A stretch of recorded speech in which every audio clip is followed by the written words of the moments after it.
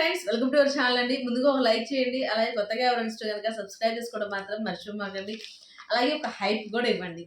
ఇవాళ ఎపిసోడ్ సోగానే ఉంది. ఎందుకంటే సాటర్డే అనగానే మనం ఏం చెప్తారా నాకు సార్, ఏమంటారా అని వెయిట్ చేస్తూ ఉంటాము. కానీ నాకు సార్ ఏమీ అడగకపోయేటప్పటికి నాకు ఎక్కడో అనిపించింది, ఏదో కొంచెం అయినా అడగాల్సింది కదా. లాస్ట్ వీక్ అని అలా వదిలేస్తే ఎట్లా? పాపం ఈ వారం అంతా ఎంత కష్టపడ్డారు వాళ్ళు కొట్టుకోవడానికి, తిట్టుకోవడానికి. కనీసం కొంచెం జడ్జిమెంట్ ఇస్తే ఆడియన్స్ కూడా కొంచెం సాటిస్ఫై అవుతారు కదా అని అనిపించింది నాకు. మీకు కూడా అదే అనిపించి ఉంటుంది నాకు తెలిసినంత వరకు. అలాగే సుమన్ శెట్టి గారు ఎలిమినేట్ అయిపోయారు. అలాగే రేపటి ఎపిసోడ్లో భరణి గారు కూడా ఎలిమినేట్ అయిపోయారు. టాప్ 5 లోకి సంజన గారు వెళ్ళిపోయారు. అలాగే మిగతా వాళ్ళందరూ వెళ్తారనుకున్నారు. అలాగే చాలా న్యూస్ ఏంటంటే డెమోని కూడా ఎలిమినేట్ చేసేస్తారేమో అని కూడా చాలా మంది ఇచ్చేసారు. కానీ అది డెమోని ఎలిమినేట్ చేయలేదు. కానీ ఎలిమినేట్ చేయడం కూడా కరెక్ట్ కాదు. ఎందుకంటే ఆ అబ్బాయి డిజర్వ్డ్. అలాగే సంజన గారు కూడా డిజర్వ్డ్ అనమాట. మొత్తానికి మీరైతే చాలా హ్యాపీ అయి ఉంటారు. ఇది నేను సంజన గారు టాప్ 5 లోకి వెళ్తారు అని ఫస్ట్ టైం నేనే ఫిక్స్ చేసి చెప్పాను. నేను మీకు చాలా గట్టిగా చెప్పాను. ఏ రోజైతే సంజన గారిని మీరు టార్గెట్ చేశారో అదే ఆ రోజు కొద్దిగా రీతు విషయంలో టార్గెట్ చేశారు నాకు సార్, ఆ రోజే చెప్పాను. సో టార్గెట్ చేసి టాప్ 5 లో ఫిక్స్ చేశారు అని. అలానే గత వరుసగా కొన్ని ఎపిసోడ్లు ఈ వారం అంతా కూడా చేసిన పరిణామాలు చూస్తే గట్టిగా సంజన గారు టాప్ 5 లో ఉంటారు.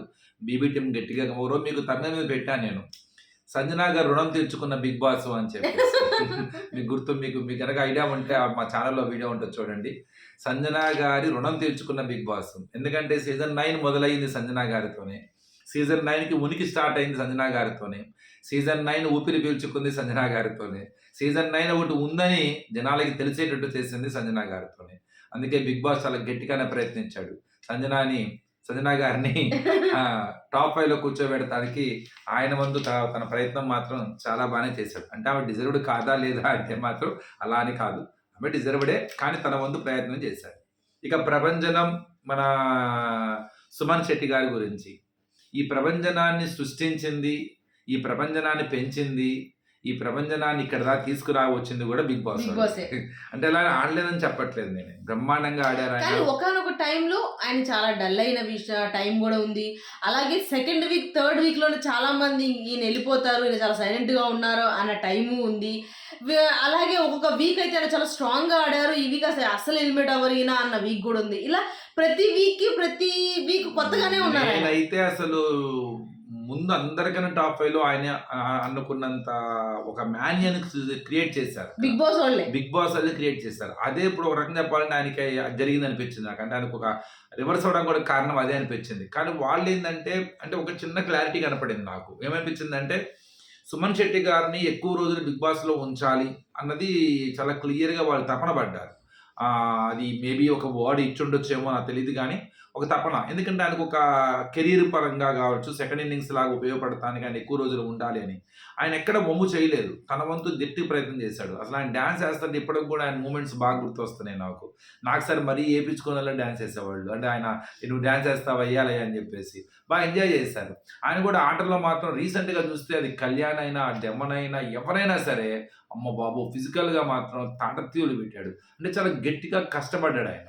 కొంత డల్ అయినా మధ్యలో ఎక్కడో ఆయన వంతు మాత్రం బాగా, అంటే సుమన్ శెట్టి అనే వ్యక్తిని ఇంకో రకంగా మనకు చూపించగలిగారు. ఆయన నిజాయితీ ఏంటి, ఆయన రియాలిటీ ఏంటి, ఆయన మాట తీరేంటి, ఆయన మంచి మనస్తత్వం ఏంటి, ఆయన సెన్సిటివ్ హార్ట్ ఏంటి, వాళ్ళ ఫ్యామిలీ ఏంటి, అసలు ఆయన డివోషనల్గా ఎంత ఇది, ఆ కుటుంబం అంటే ఎంత ఇది అని ఇలాంటి చాలా విషయాలు మనకు తెలిసినాయి. సో హీ హాజ్ చాలా మంది గుండెలకి చేరాడనమాట. చాలా గొప్ప క్యారెక్టర్. ఎటువంటి అంటే మధ్యలో ఏదో కొన్ని విషయాలు నామినేషన్స్ లో సరిగ్గా చేయలేదను, లేకపోతే ఇంకొకటి అలా వచ్చినాయి. కానీ నాకు తెలిసి మ్యాక్సిమం ఆయనకి ఎటువంటి నెగిటివ్ లేకుండా హౌస్ నుంచి బయటకు వచ్చారు. ఇన్ని వారాలు ఉండి కూడా నెగిటివ్ లేకుండా వచ్చారంటే ఆయనే. అది చాలా గ్రేట్ అలా ఉండటం కూడా. అలాగే ఉన్నారు. అలాగే భరణి గారు, అలాగే సుమన్ గారి యొక్క ఏదైతే జర్నీ ఏదైతే చేశారో అది చాలా బాగుంది, చాలా నవ్వు వచ్చింది. ఏ రోజు కూడా వాళ్ళిద్దరు నిజం చెప్పాలంటే ఏ రోజు కూడా ఒకళ్ళ మీద ఒకళ్ళు చెప్పడం కానీ, ఒకళ్ళ మీద ఒకళ్ళ ప్రేమ తగ్గడం కానీ, అలాగే ఒకళ్ళ విడిచి ఒకళ్ళు ఉండటం కానీ ఇలా ఎప్పుడు జరగల. ఆయన ఎప్పుడు అలాగే ఉన్నారు ఫస్ట్ నుంచి కూడా. లాస్ట్ వరకు కూడా భరణి గారు అలాగే ఉన్నారు, సుమన్ గారు కూడా భరణి గారితో అలాగే ఉన్నారు అనిపించింది. లాస్ట్ ఇంకా ఎమోషనల్ అయిపోయారు, ఇంకా ఎమోషనల్గా కనెక్ట్ అయిపోయారు వాళ్ళిద్దరూ అలా.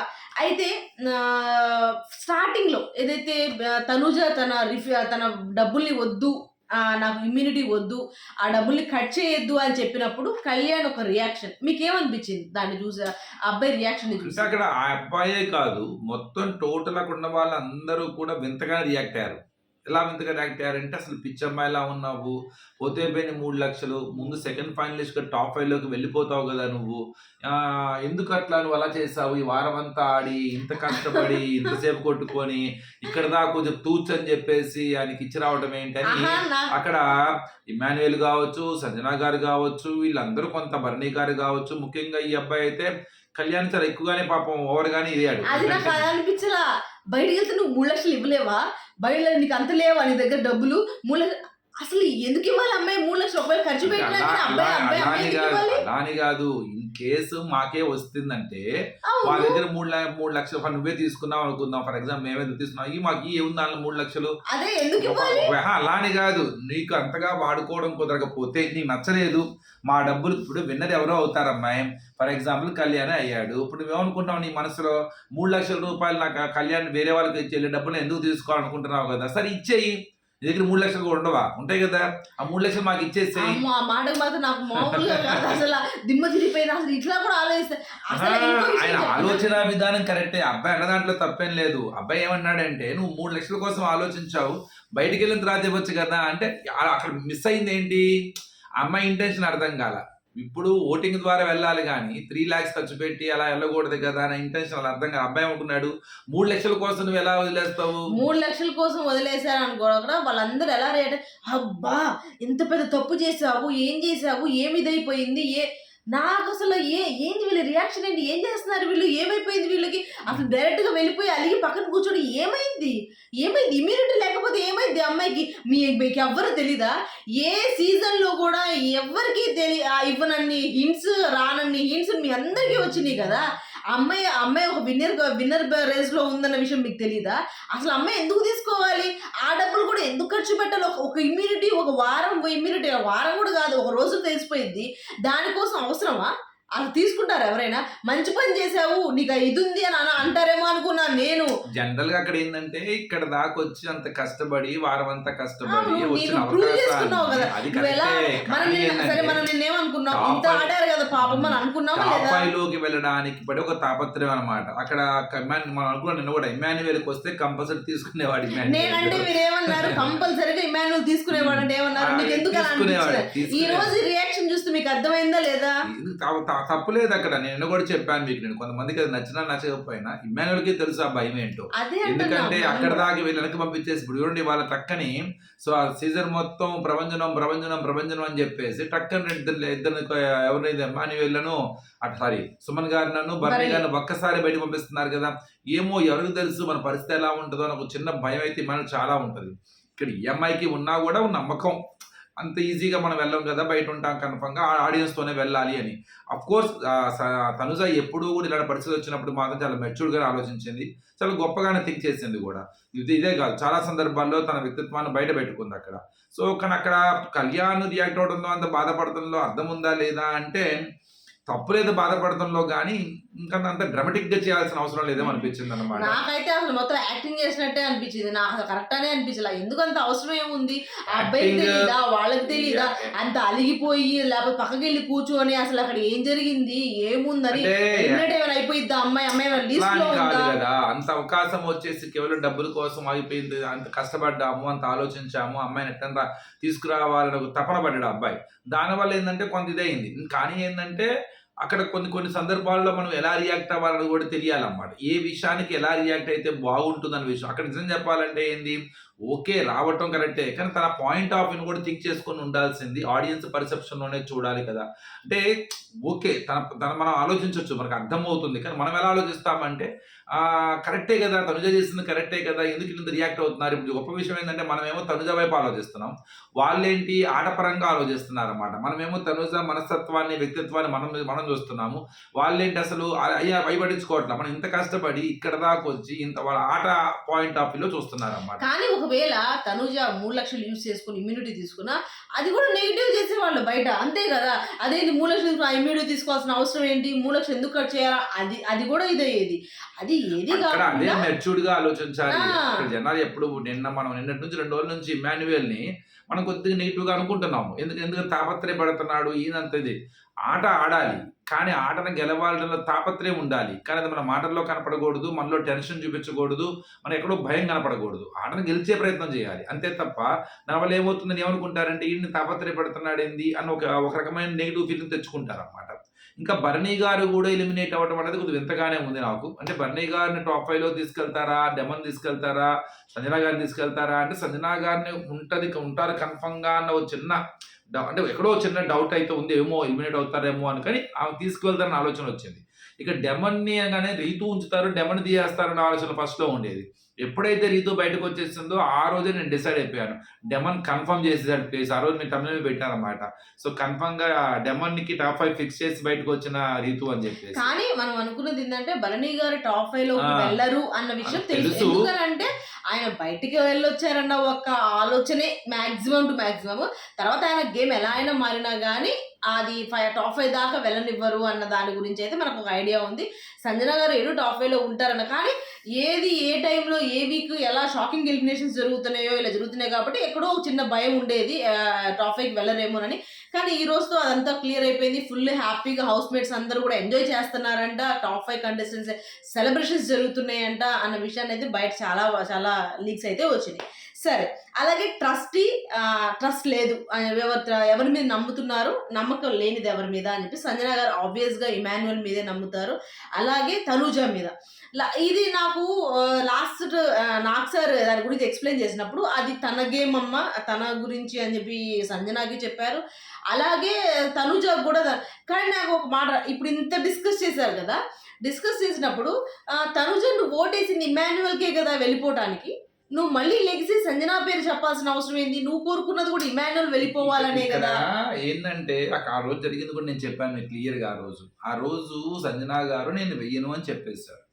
సంజనా గారు వెయ్యను అని చేసిన తర్వాత వీళ్ళందరూ ఏంటి, లేదు అబ్బాయి టాప్ లో ఉన్నారు, మాకు వేయాలని లేదు, కానీ వేరే దారి లేదు మాకు, మేము మనల్ని చేస్తామని చెప్పారు. అప్పుడు సంజనా గారు ఏమన్నా నేను నా వల్ల కదా డెమన్ పేరు చెప్పాను అని చెప్పేసి, ఇది టీం కాబట్టి ఇది టీం పేరుగా వెళ్తుంది, నేను మా తర్వాత నేను వేయలేదని చెప్తాను. అప్పుడు అంటదన్నమాట, మీరు సేఫ్ గేమ్ ఆడుతున్నారు, మీరు టీం పేరు చెప్పేసి తప్పించుకుంటున్నారు, మళ్ళీ మీరు వచ్చేసరికి ఏమో నేను వేయలేదురా, నేను డెమన్కి వేశాను కానీ టీం మొత్తం ఎక్కువ అనుకున్నారని ఒక వెర్షన్ బయటికి తీసుకెళ్తున్నారు.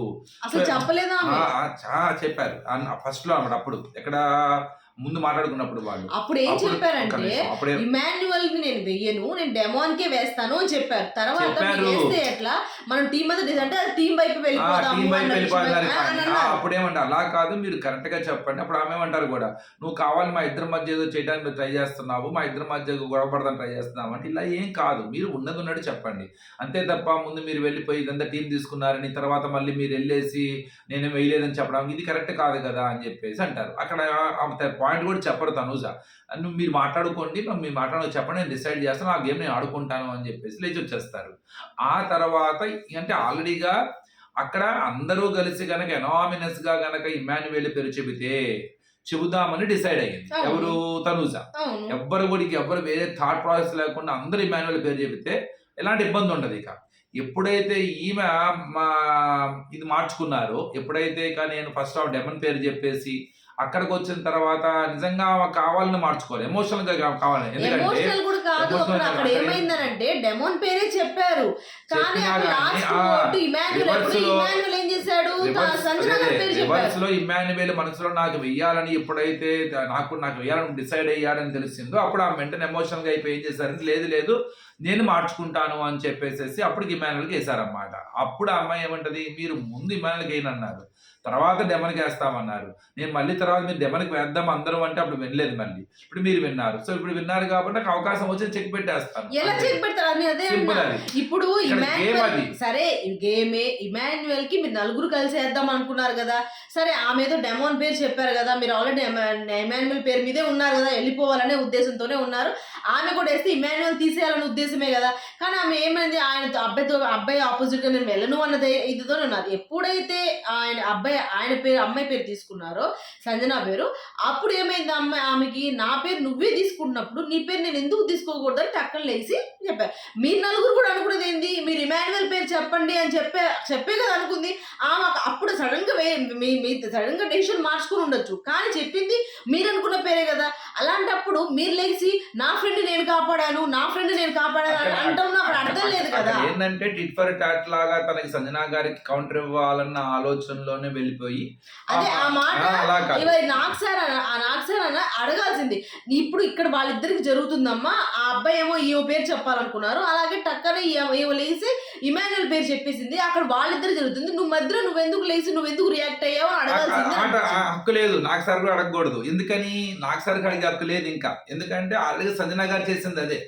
సంజన గారు ఫస్ట్ ఒక పేరు చెప్పేసి తర్వాత ఎమోషనల్ గా అన్నారా, దాని బలమైన కారణం ఉందా, ఇది పక్కన పడేసి సంజన గారు కూడా పేరు మార్చింది. పేరు ఆట మార్చుకున్నారు వెంటనే ఆ క్షణానికి. సేమ్ అదే అదునుగా తీసుకుని అదే కనుక సంజన గారు కనుక మార్చకపోయినట్లయితే అప్పుడు తనుజ మార్చుకునేది కాదుగా, అసలు అంతే వెళ్ళిపోయేది. అది ఏదైతే అది అయింది, సంజన అయిపోయేది. అదే జరిగింది, అదే కాముగా అయిపోయేది.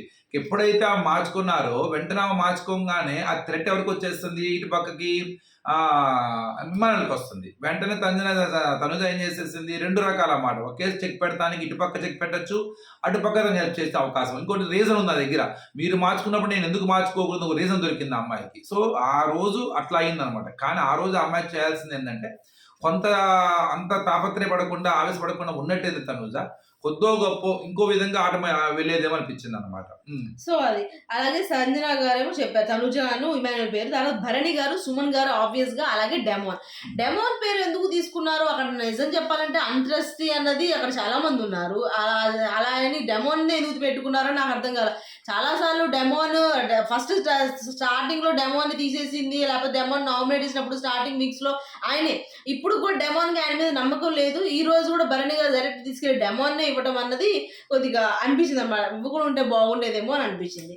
సరే అలాగే డెమోన్ ఇమాన్యుయల్ ట్రస్టీ, అలాగే భరణి గారు అంత సేమ్ అదే సార్.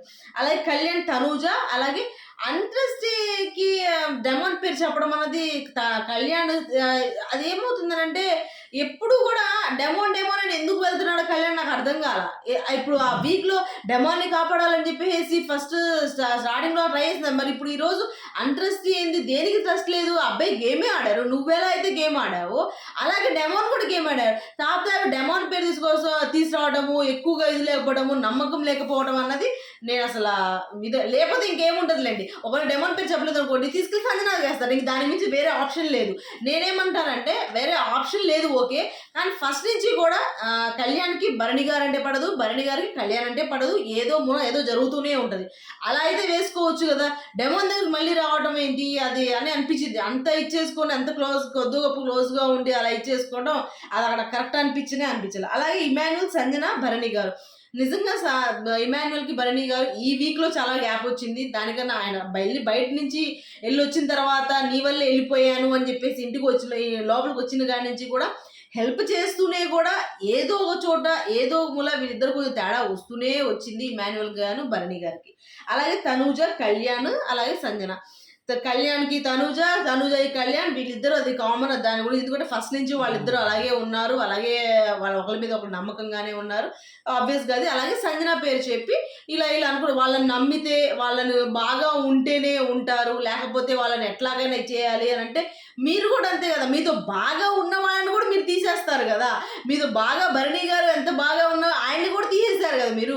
ఇంక బాగా ఉన్న వాళ్ళని తీస్తే ఉంది, బాగా లేని వాళ్ళని తీస్తే ఉంది. మీరు 24 గంటలు సంజన మీరు చెప్తే ఆమెకి అలాగే కోపం వస్తుంది. ఎక్కడి నుంచి వచ్చిందంటే మిడ్ ఆఫ్ ద సీజన్ దగ్గర నుంచి ఇద్దరికి పడతలే ఉండలేదు. ఎక్కడి నుంచి అది మైండ్ లో పెట్టుకున్నామని చెప్పేసి నాగశర్ అడిగారు నామినేషన్స్. ఇద్దరికి ఉంది, ఆమెకి ఉంది, ఈమెకి ఉంది. తనుజ మీద కానీ మీకు ఏ మాటగా మాట ఎప్పుడైతే ఇది ఫ్యామిలీ వీక్ అయిపోయిన తర్వాత లాస్ట్ దానిపైన వీక్ అనుకుంటాను, తనూజాకి సపోర్ట్ గా నిలబడింది ఎవరైనా ఉన్నారు అని అంటే అది కేవలం సంజన గారే.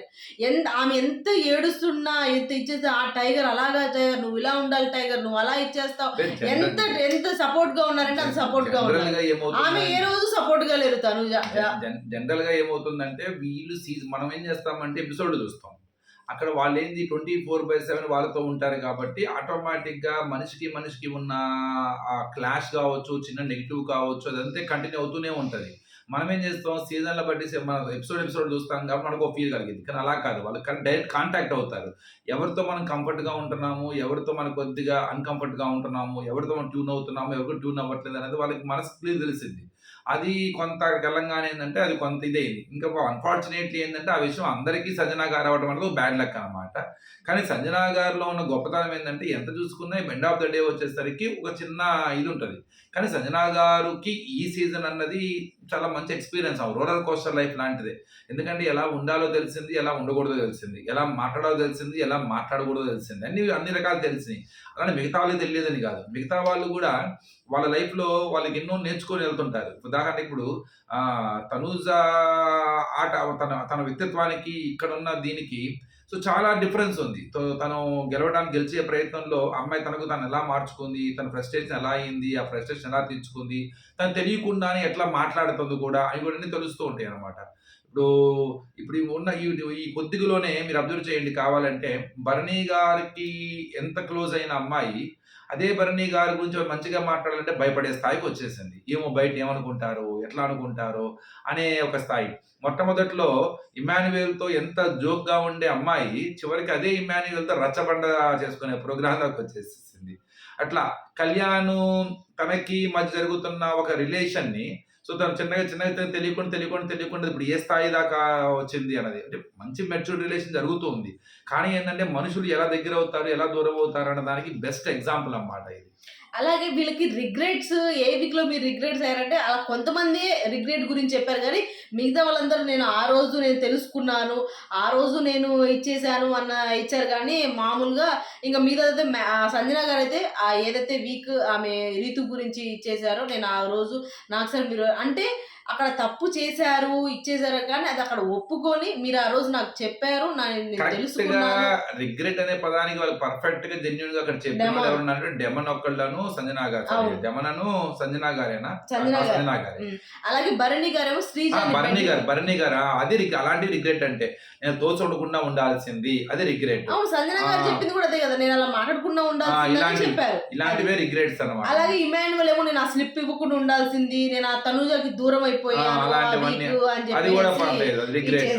అలాగే డెమోన్ గురించి. అలాగే తనూజానేమో భరణి గారు ఎలిమినేట్ అంతేదమ్మా, భరణి గారు ఎలిమినేట్ అయిపోతే ఏమైంది నువ్వు బాధపడ్డావు ఏంటంటే అమ్మాయి చెప్పడం కుదరలేదు. కానీ ఆ టైంలో అందరు ఏమనుకున్నారంటే అనవసరంగా నేను రిలేషన్ పెంచుకున్నానేమో, ఆయనతో అనవసరంగా ఇలా అమ్మ నా నాన్న అని చెప్పేసి ముందుకెళ్ళాను, నా వల్ల ఎలిమినేట్ అయ్యారని ఒక ఫీల్ తనకి కూర్చుంటది కదా, అది రిగ్రెట్ అన్నమాట. అది అలాగే కళ్యాణ్ ఏమో 7th వీక్ ఇది అన్ని రోలర్ కోస్టర్ అందరు ఎవరు మాట్లాడలేదు, ఈ అమ్మాయి కళ్ళు తిరిగి పడిపోయింది అదే వీక్. ఆ అమ్మాయి కళ్ళు తిరిగి పడితే ఈ అబ్బాయికి రిగ్రెట్ నాకు అర్థం కాదు. అదే కొన్ని పాయింట్స్ ఏంటంటే ఇలా ఒకదాని ఒకటి లింక్ లేకుండా ఉన్నాయి అన్నమాట. ఇక్కడ మీరు అందరూ మాట్లాడేటప్పుడు ఏం చేస్తున్నారంటే దాన్ని నెగిటివ్ గా చూస్తున్నారు. మీరు ఆ అబ్బాయి ఎలా చూస్తున్నాడంటే బాండింగ్ ఫ్రెండ్షిప్ పరంగా చూస్తున్నాడు. సో రిగ్రెట్ గురించి అది కరెక్టే. కానీ జనాలకు చూసే వాళ్ళకి ఏమైపోతుంది అంటే కొంత ఇప్పుడు మనకి నచ్చని వ్యక్తి ఏం చేసినా కూడా మనకి ఏదోలా కనపడింది కదా, వీడికి కనపడింది. ఇందాక ఇప్పుడు మనకు అనిపించింది ఏమని, కళ్యాణ్ ఎందుకు ఓవర్గా రియాక్ట్ అవుతున్నాడు అని. అది ఇప్పుడు కళ్యాణ్ పాయింట్ ఆఫ్ వ్యూలో చూడండి ఎలా ఉంటుందో, ఎంత తపన పడ్డాడు తను తీసుకురావడానికో గెలవడానికి అని అవి చూసినప్పుడు అట్లా. సో రియాక్షన్స్ అనేవి కన్ఫర్మ్గా వాళ్ళ పాయింట్ ఆఫ్ వ్యూలో చూసినప్పుడు మనకి బాగా అర్థమవుతాయి. మన నచ్చిన వాళ్ళ పాయింట్ ఆఫ్ వ్యూ మనకి ఇంకో రకంగా అర్థమవుతాయి అనమాట. ఎనీహౌ ఈ వారం మాత్రం బిగ్ బాస్ గట్టిగా సక్సెస్ అయ్యాడు. ఎందుకంటే ఇలాంటి వారాలు ఇంత హైయెస్ట్ జరిపి రావడం చాలా కష్టం. బాగా ఏ రోజుకి ఆ రోజు ఎమోషన్స్ ని క్యారీ ఫార్వర్డ్ చేయగలిగాడు. వాటిలో నుంచి చాలా జెన్యూన్ రియాక్షన్స్ ని బయటికి తీసుకురాగలిగాడు అన్నమాట. రియాక్షన్స్, వాళ్ళ జెన్యూనిటీ, వాళ్ళ యొక్క బిహేవియర్ అన్నీ కూడా బయటపడ్డాయి. నాకు తెలిసి నా ఈ వీక్ అంతా కూడా ఒక మంచి టీఆర్పీ వచ్చింది వాళ్ళకి అన్నట్టే అనిపించింది అనమాట. ఓకే ఫ్రెండ్స్, ఇవాళతో లాస్ట్ సాటర్డే రివ్యూ అనమాట. నాకు తెలిసి నెక్స్ట్ సాటర్డే రివ్యూ ఉండదు, డైరెక్ట్ సండే అనమాట. డిన్నర్ అయిన తర్వాత రివ్యూ మాత్రమే. అలాగే రేపటి నుంచి జర్నీస్ స్టార్ట్ అయిపోతాయి, వాళ్ళ జర్నీస్ రోజుకి ఇద్దరిది అవుతూ ఉంటుంది అనుకుంటాను. సో అది మీకు ఈ ఎపిసోడ్ ఎలా అనిపించింది అన్న విషయాన్ని అయితే కమెంట్ చేయండి. ఈ వీడియో కనుక మీకు నచ్చితే ప్లీజ్ లైక్ చేయండి, షేర్ చేయండి, సబ్స్క్రైబ్ చేసుకోవడం మాత్రం మర్చిపోకండి.